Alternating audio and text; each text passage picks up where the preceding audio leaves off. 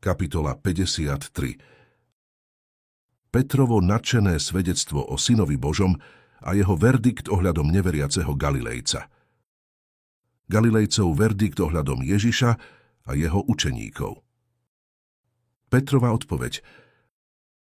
Anjela Pán odsúdia klamára. Zloduchovo pokánie.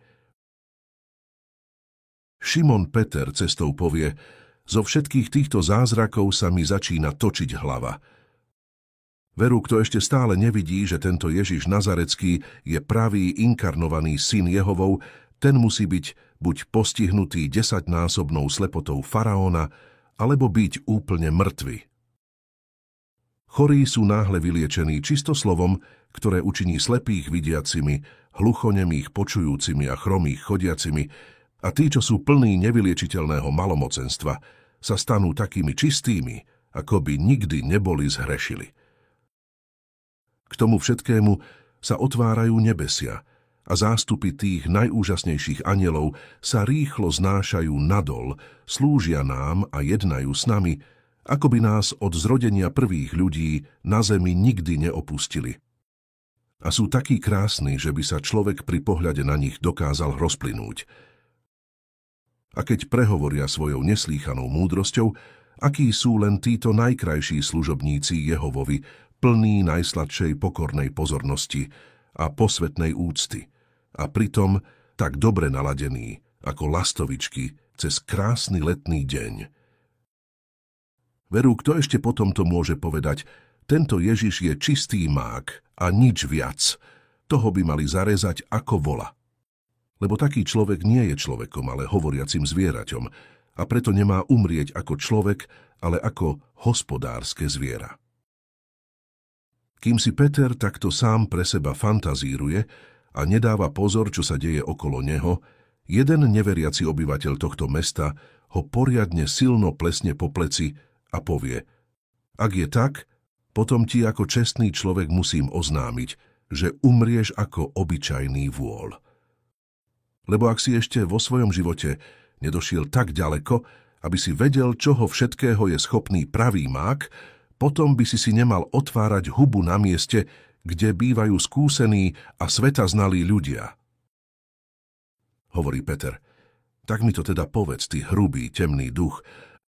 Aj tvoji mágovia dokážu všetkých chorých zrazu vyliečiť len slovom a otvoriť vysoké nebesá, kam nedočiahne ruka ani rozum žiadneho mága? Hovorí miestny: och ty hlúpy, slepý Galilejec. Či nevieš, že pravý mák dokáže urobiť z hociakej drevenej palice rybu alebo hada? Len nedávno tu bol jeden z Egypta, ktorý hádzal do vody palice a z nich sa hneď stali ryby. Keď ich ale hodil na zem, boli z nich hady a vretenice. Potom dýchol do vzduchu a ten sa naplnil kobylkami a iným lietajúcim hmyzom. Potom zobral biele kamene, vyhodil ich do vzduchu a boli z nich holubice, ktoré odleteli preč.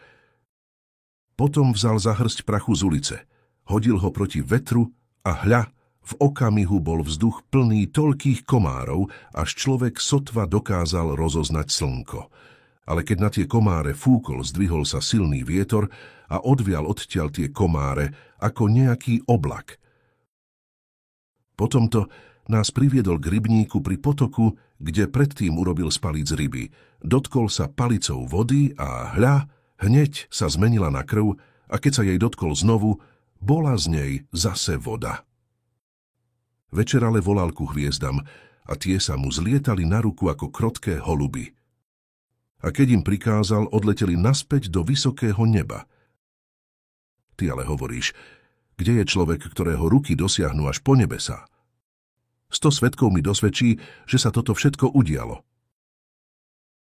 Čo ale teraz hovoríš na svojho Syna Božieho z Nazaretu, o ktorom veľmi dobre viem, či syn to je, aj kde sa to všetko naučil? Hovorí Peter: pokiaľ si neklamal ako krokodíl so svojím detským fňukaním a nekúpil si kvôli svojej lži za pár grošov 100 svedkov, potom musia títo mnohí, ktorí teraz v Ježišovi Nazareckom plne spoznali Krista, tiež niečo vedieť o tejto mágii, o zázrakoch, ktorej si mi teraz rozprával.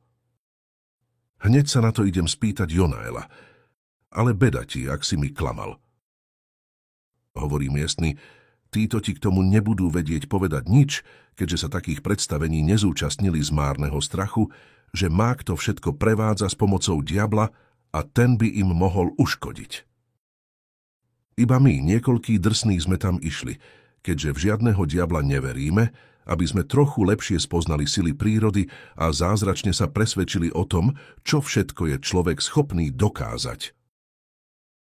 Hovorí Peter, no ty si mi pekný vtáčik, ale hovorím ti, so mnou už viac nevypečieš a svojmu trestu neujdeš. Poď len so mnou za veľkňazom tohto mesta, pred ním to všetko prejednáme a urovnáme. Hovorí miestny, a čo ja mám s týmto veľkňazom? Ja som Galilejec, a to viac Grék ako Žid. Tento kňaz je ale hlúpy fanatik, ktorého 4 staršie céry, hovorí sa, robia po nociach s matkyným súhlasom hanebné obchody a oddávajú sa smilstvu. Čo by som ja mal riešiť s takým somárom? Mne sú nadovšetko umenie a veda, a umelcov a vedcov preto ctím nadovšetko, len zo seba nesmú robiť viac, ako sú. Ak by tvoj skutočne veľmi šikovný a v mnohých umeniach a vedách vzdelaný majster zostal pri tom, čo je, bol by najvýznamnejším človekom medzi Židmi, Grékmi a Rimanmi. On ale robí zo seba Boha. A to je veľmi hlúpe, to patrí do starých temných čias. Vy ste ľudia, svojím spôsobom síce čestní a poctiví, ale nevyzeráte, že by ste, okrem chytania rýb, mali nejaké veľké znalosti a skúsenosti. Odložme preto náš spor bokom. Vy môžete veriť, čomu chcete. Nás ale o tom len sotva presvedčíte, lebo máme vedomosti a znalosti rôznych vied. Tiež nie sme úplne neznalí mágie a preto vieme, za čo máme považovať vášho majstra. Hovorí Peter, priateľu, zbytočne sa snažíš umyť Murína v sebe do biela. Vôbec tu nejde o to, či môjho majstra považuješ za to alebo tamto, a teraz sa ma svojou zdanlivo rozumnou rečou snažíš primeť, zabudnúť na to, že si ma predtým pekne oklamal. Nech už je veľkňaz pre teba akýkoľvek fanatik, ale ako verejne činná osoba tohto malého mesta musí vedieť, či tu mal nedávno taký mák predstavenie, aké si mi opísal. V tom pre mňa spočíva všetko, lebo z toho zistím, za čo mám považovať svojho majstra. Pozri, ja a mnohí z nás sme opustili všetko, áno, dokonca aj ženy a deti, a bezpodmienečne sme ho nasledovali, lebo sme ho videli konať skutky, aké žiadnemu človeku vôbec nie sú možné. A popri tom sme ho tiež počuli hovoriť tak múdro, ako žiaden človek pred ním nehovoril, a len ťažko nejaký po ňom bude. Ty si mi však vo svojej reči predstavil oproti môjmu majstrovi iného, ktorý síce môjho majstra nepredstihuje, ale sa mu približuje a koná skutky, pred ktorými musí mať každý človek tú najhlbšiu úctu.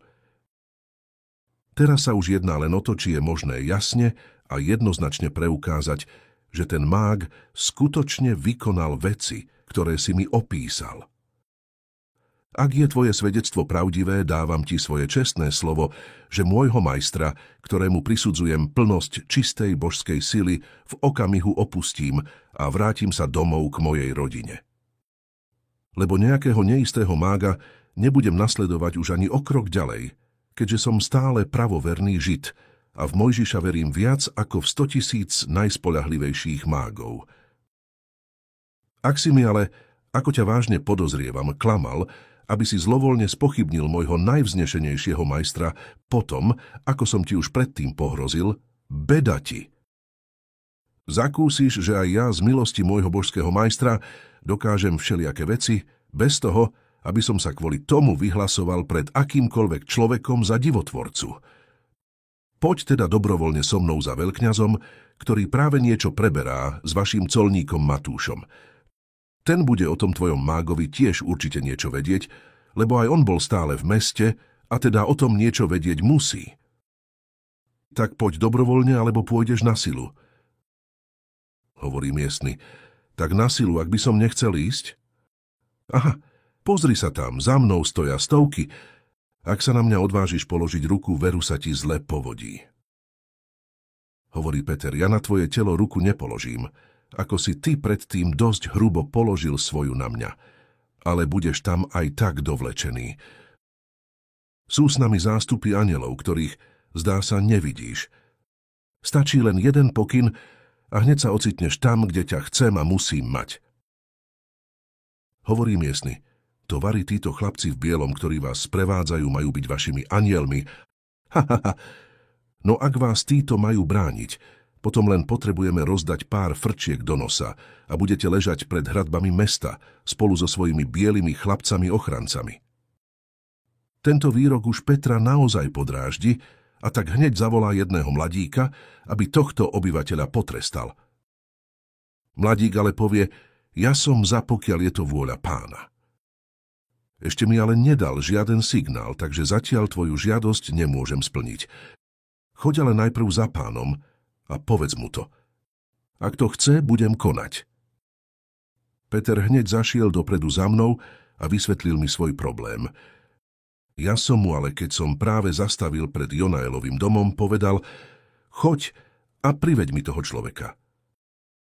Petrovi hneď spadol kameň zo srdca, ponáhľal sa naspäť a povedal mladíkovi, je to jeho vôľa. Tu sa mladík pozrel na toho miestneho. Ten sa začal triasť a bez odvrávania išiel za Petrom ku mne, poháňaný anjelom. Ja som sa ale na neho len pozrel a miestny sa hneď priznal, že klamal a že žiadneho takého mága nevidel, že o takom mágovi len počul nejaké reči a tohto učeníka chcel len vyskúšať, či vo mňa naozaj pevne verí, ale nemyslel tým vôbec nič zlé.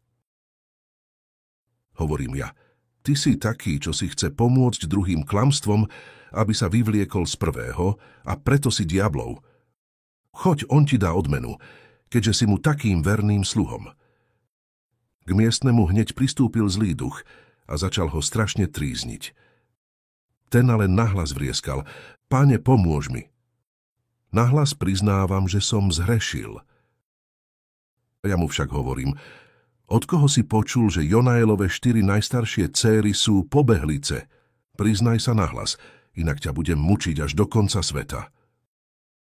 Hovorí miestny, o Pane, od nikoho som to nepočul, ale ja sám som raz v noci stretol tie 4 céry, keď niesli vodu z Jákobovej studne.